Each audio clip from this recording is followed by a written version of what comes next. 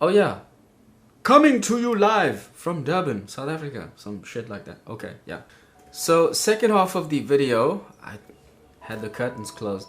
As you can see, second half of the video is moving from night into day. Got my focus and my settings messed up in the previous night's clip, and I just thought, why not just carry this thing on tomorrow? So in fact, I messed up a previous clip as well because I had the curtains closed. But anyway, no, fuck it. We are talking about night exposure, guys. Night exposure or long exposure night photography. My correction, my mistake. Long exposure night photography basically allows your camera to take shots at night. But there are a few caveats as well to really not just take in mind, but to be extremely cognizant about. So listen up, guys, pay attention. If those of you who have a DSLR or mirrorless camera and still trying to find your way around it, or you want to be able to become a little bit more versatile with stills, basically still photographs but not video. I'll do video stuff later. Night photography allows you to get some amazing imagery out of your camera. It looks beautiful capturing lit buildings at night. Long exposure allows you to take beautiful night shots, a lot of the time usually of buildings that are beautifully lit up. The contrast and the shimmering lights that are either at the base or on the sides of the building really give good structure and just beautiful additions to your collections of shots. So what you guys need to know is that night photography all depends on your shutter speed.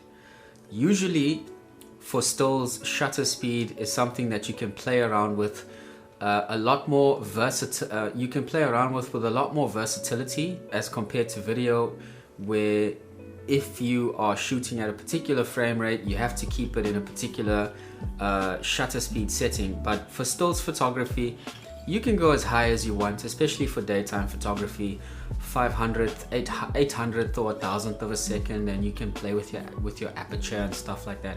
But for night photography, you actually need to dial your shutter speed below 0. This is where long exposure for nighttime photography is activated. But as I said before, there are a few caveats. Your camera needs to be dead still, and this is where having a tripod is not only useful, but in my experience, essential. Another factor is if you're going out at night, you want to check the weather forecast. Make sure that there's no wind, because I can assure you, any micro vibration that comes onto your camera will affect the final result or the final image. Any micro vibration can still result in images that are blurry, or at least making your buildings look like they have like they're traveling through time and vibrating and stuff. Like, you don't want that. This is because the shutter speed is not just dialed down very slow, it is extremely slow. This is why moving cars on highways just look like streaks of light, which is a desirable effect. It looks cool, but it just goes to show how slow your shutter speed is. So if you want to capture buildings, your camera needs to be on a steady surface. My recommendation would just get a tripod for your camera, a nice sturdy tripod, and if you can find something to hold down your tripod, that is also advisable.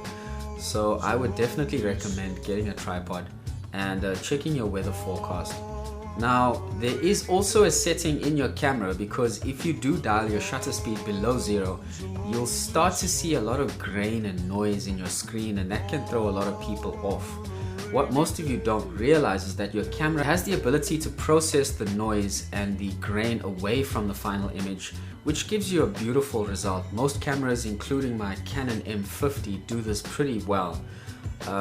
So what you should do, I'm just gonna basically show an example from my own camera. For those of you who have a Canon, most of the menus on Canons are pretty similar, and they're quite easy to navigate. So you'll go into your menu. Once you're in the manual mode, of course, so on my M50, the turn dial on the M50 would have to be dialed to manual or M.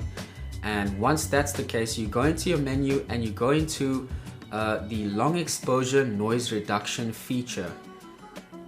Just go into that feature and just switch it on, and basically once you are viewing something that looks kind of noisy, you'll be able to still have pretty good final results with your image if you're shooting at night.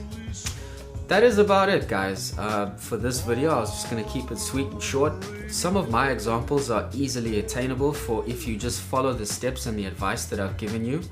And this would make photography a much more enjoyable experience for those of you who want to go out and shoot at night. I hope this proved helpful, because honestly, I didn't find anything on YouTube directly telling people how to get night shots out of their cameras. So I hope this reaches many people far and wide, and I'll see you guys in the next one.